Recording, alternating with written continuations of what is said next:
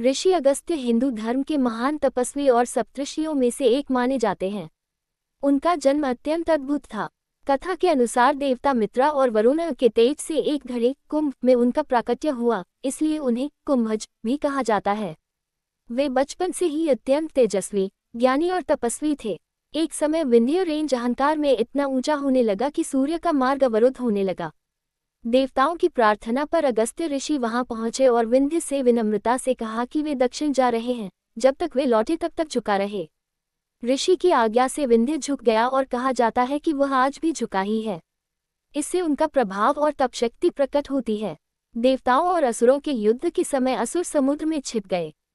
तब अगस्त्य ऋषि ने अपनी योग शक्ति से पूरा समुद्र पी लिया, जिससे देवताओं को असुर दिखाई देने लगे। युद्ध समाप्त होने के बाद उन्होंने समुद्र का जल पुनः लौटा दिया। ये कथा उनके अद्भुत सामर्थ्य को दर्शाती है। ऋषि अगस्त्य का विवाह लोपामुद्रा से हुआ, जो अत्यंत विदुषी और तपस्विनी थी।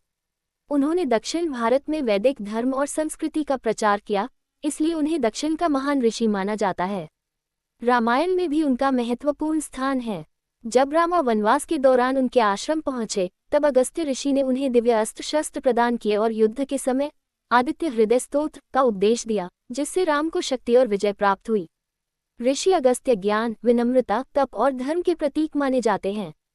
वे केवल एक महान ऋषि ही नहीं, बल्कि संतुलन और मर्यादा स्थापित करने वाले महापुरुष थे।